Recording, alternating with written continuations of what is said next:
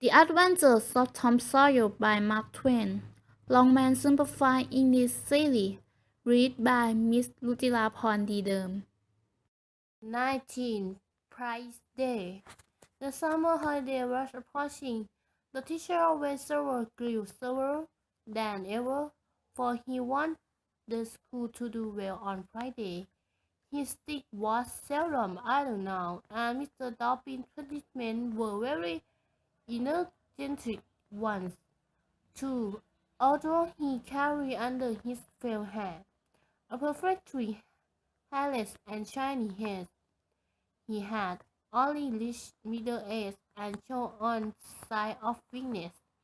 As the great day approached, he seemed to take a fierce pleasure in punishment the least misbehavior. The result was that the smallest boys spent their day in thorough and the high in penning rivers. At last they hit upon a plan which promised a glorious victory. As the teacher looked at the Panther house, the boys asked the Panther's son to help them. He agreed at once because he too disliked the teacher. Mr. Dobby would go on a visit to the country in a few days, and there would be nothing to interfere with the plan. Mr. Dobby always prepared himself for great occasions, such as Friday, by having a little too much drink, and the Panther boy said that he was confident that he could carry out his part of the plan, while the teacher was having a short sleep in his chair. Then he would have him awake at the right time and hurry away to school.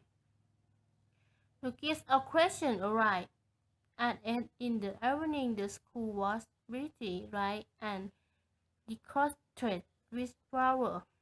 The teacher sat in his armchair upon a platform with his backboard behind him.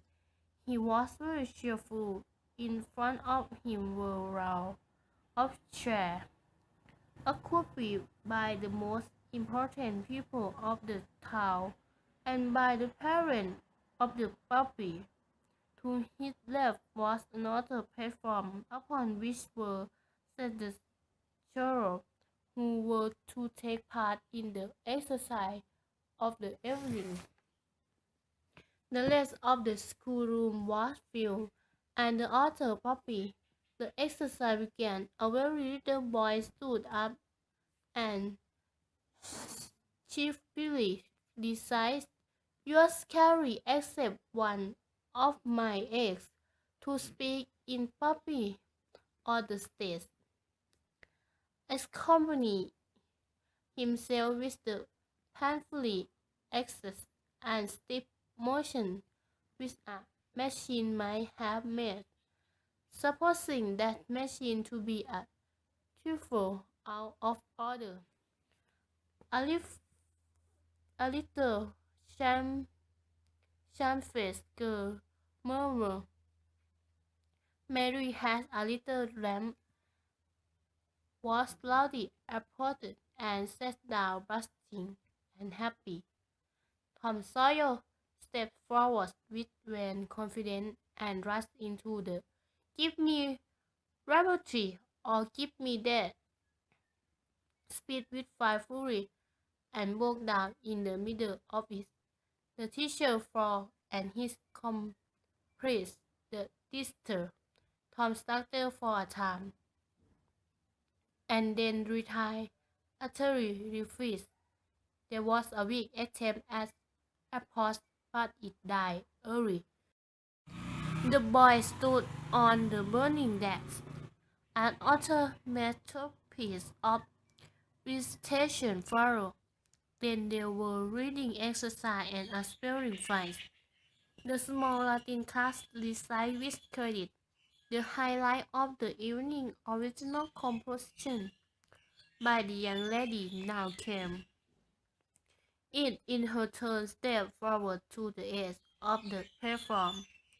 Karen held up her paper, which was tied with pretty ribbon, and proceeded to read with special attention to expression and punctuation. The first pie was worn by a black-haired young lady with a mournful expression.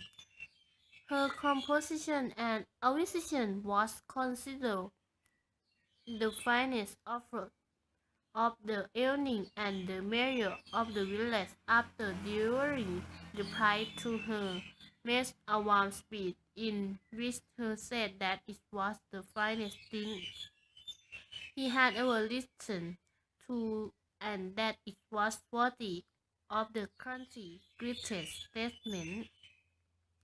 Now the teacher put his chair aside, turned his back and the audience, and began to draw a map of America on the blackboard, upon which to exercise two geographic class. But he did it very badly because his hand was unsteady. A low laugh ran round the room. He knew that was wrong, and set himself to right it. He roughed out line and remade them, but the louder grew louder, and with good reason. There was a storeroom above, and the entrance to it was just above his head. Down through his opening came a cat hanging from a string tied round her body. She has a leg fastened about her head and gel to prevent her from making a noise. As she slowly escaped, she crawled upward and tied the string with her claw, then swung downwards and came at the air. The laughter grew louder and louder. The cat was within 6 inches of the teacher's head. Down, down, a little lower, and she seized his felt hair with her desperate claw, held it, and was snatched up into the storeroom in an instant, with her pie still in her possession, and how to light breath from the teacher's hairless head, for the stipender boy has covered it with gold pens. That spoke up the meeting. The boy had their revenge